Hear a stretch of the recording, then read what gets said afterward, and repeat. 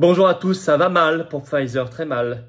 Coup sur coup, les premiers grands procès en France, je vous explique.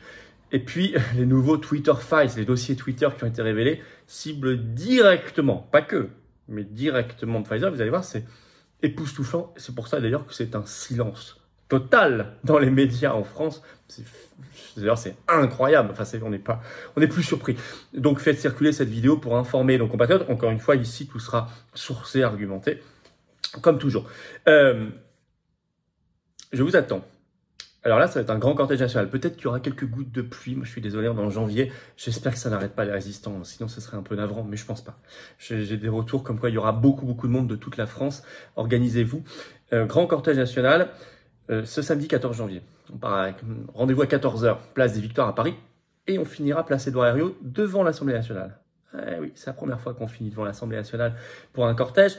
Et première fois aussi, grande manif nationale de la résistance sous le signe Macron destitution, article 68 de la Constitution. Et puis, moi je suis contre la réforme des retraites qui a été annoncée, et si on est sérieusement contre, je pense qu'il faut venir à cette manif. Parce qu'on le fait dans le rassemblement. Pourquoi? Parce que nous on va aller au fond des choses, on va parler de Frexit. On va parler des retraites, on va parler de Frexit. On parlera pas que de ça, hein. Je vous le signale, on parlera de la paix, sortie de l'OTAN. On parlera évidemment des suspendus, on parlera de l'inflation énergétique, des faillites.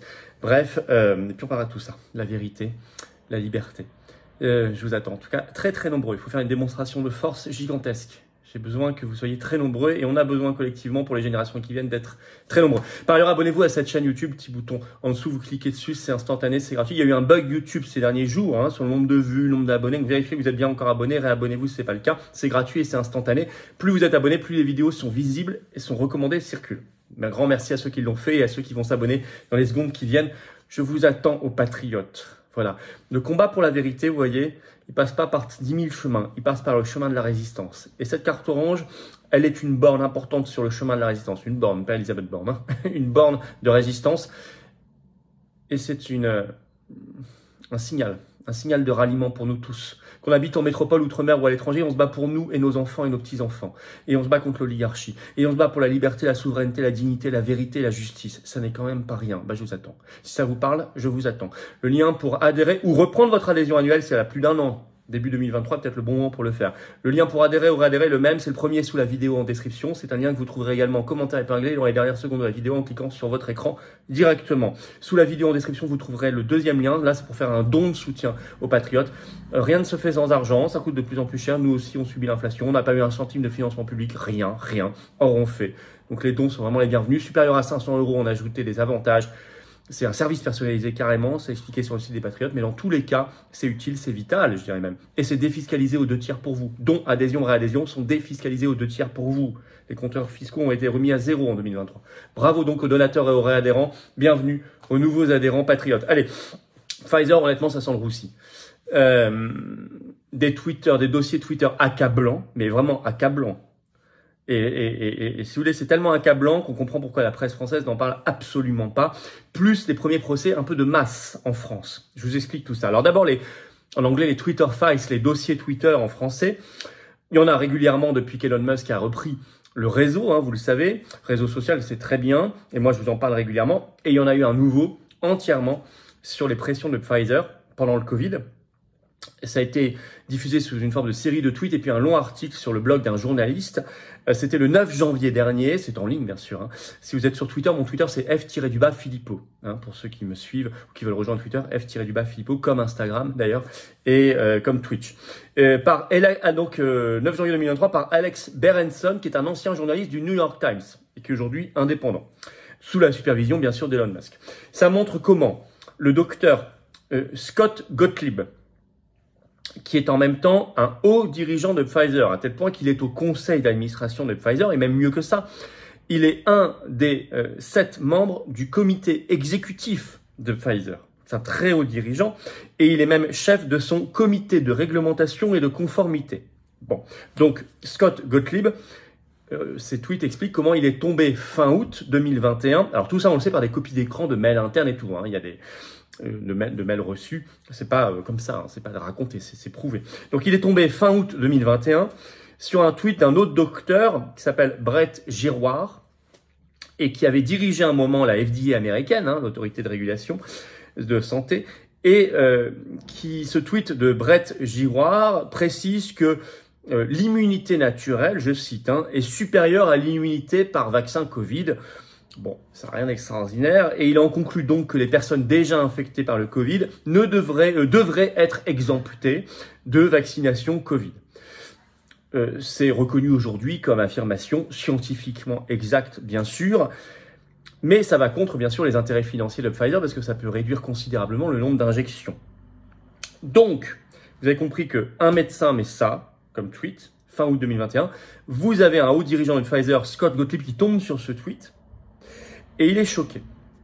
Et je vais vous expliquer ce qu'il va faire sur ce tweet et sur d'autres. Je vous explique tout ça. D'abord, à noter que ce Gottlieb, il gagne chez Pfizer en étant au conseil d'administration 360 000 $ par an.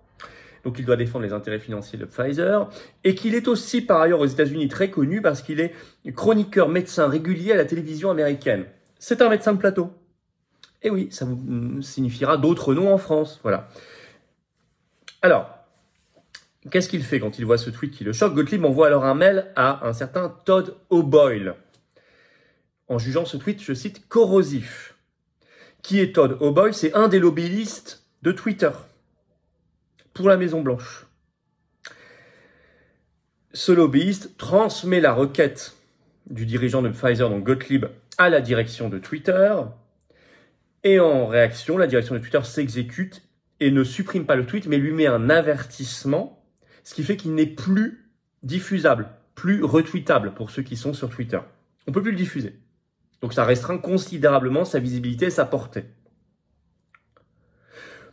Et encore une fois, un avertissement qui ne repose sur rien, puisque ce qui est dans ce tweet est scientifiquement exact. Gottlieb, voyant que ça marche, va continuer sur d'autres tweets qui sortent et qui gênent les intérêts de Pfizer et qui sont pourtant scientifiquement exacts. Par exemple, explique toujours ces révélations Twitter, un tweet qui rappelle que le Covid présente un très faible risque pour les enfants. C'était un tweet d'un certain Justin Hart. Et ça non plus, c'est pas bon parce que ce tweet sort au moment, un tweet qui est sur un gros compte, qui est très, très diffusé, au moment où justement Pfizer aux États-Unis cherchait l'approbation de son injection ARN messager pour les enfants de 5 à 11 ans à l'époque. Donc ça tombait mal. Donc pareil, il intervient, il dit à Twitter, il faut invisibiliser ce tweet, etc., etc. Et il y a plusieurs exemples comme ça. Et vous comprenez la mécanique. Et alors là, on se dit, mais alors les fameux complotistes, entre guillemets, avaient encore raison. Eh ben oui. Cette affaire est quand même gravissime. Elle est gravissime pour lui, la personne en cause, M. Gottlieb, mais elle est gravissime aussi pour Pfizer, parce que c'est un haut dirigeant de Pfizer, et elle est gravissime pour l'équipe de Twitter à l'époque, qui s'est exécutée, bien évidemment. Mais la même semaine, ça vient de sortir, autre chose, hasard du calendrier, les premiers procès en France et de masse. Vous allez suivre un article de France 3, Provence-Alpes-Côte d'Azur du 9 janvier, justement le même jour, c'est assez amusant. Le titre, au tribunal judiciaire de Marseille, un avocat maître Eric Lanzaron et sa cliente face à des représentants de Pfizer et BioNTech. Leur but, c'est de, je cite, désigner un expert indépendant qui déterminera le lien de causalité ou pas entre le produit de Pfizer-BioNTech et certaines maladies. Je vous résume l'affaire, c'est un procès très important qu'on va suivre. Je vous résume l'affaire, donc là c'est France 3, c'est un article en ligne, Provence-Alpes-Côte d'Azur, je cite. L'histoire est celle de Clara, qui souhaite rester anonyme, d'ailleurs ça n'est pas son vrai prénom. Son prénom a donc été modifié, je cite. Cette quinquagénaire déclare souffrir d'une polyarthrite rhumatoïde qui se serait déclarée 6 jours après qu'elle a reçu une deuxième injection du produit Pfizer-BioNTech contre la Covid. Avec son avocat, je cite toujours maître Eric Lanzaron, elle tente de faire reconnaître un lien de causalité avec le produit injecté. Il demande à la justice la désignation d'un expert indépendant. Fin de citation de France 3, Provence-Alpes-Côte d'Azur. Donc on est sur une maladie auto-immune. Et l'avocat dit lui-même qu'il milite et qu'il insiste lourdement pour que cet expert désigné n'ait aucun conflit d'intérêt avec Pfizer. Il a raison, c'est une question essentielle. Le délibéré sur cela sera rendu, et il est prévu, le 13 février prochain. On regardera évidemment de près. L'avocat, par ailleurs, précise l'article, je cite, défend près de 200 autres dossiers de plaignants contre Pfizer. 200. Donc là, on a commencé. Ça y est, on a avancé d'un bond, là. C'est repris, d'ailleurs, dans la presse. Vous avez par exemple cet article de 20 minutes sorti aussi le 9 janvier, je cite le titre, Covid-19, les possibles effets secondaires du vaccin Pfizer devant la justice à Marseille. Très intéressant.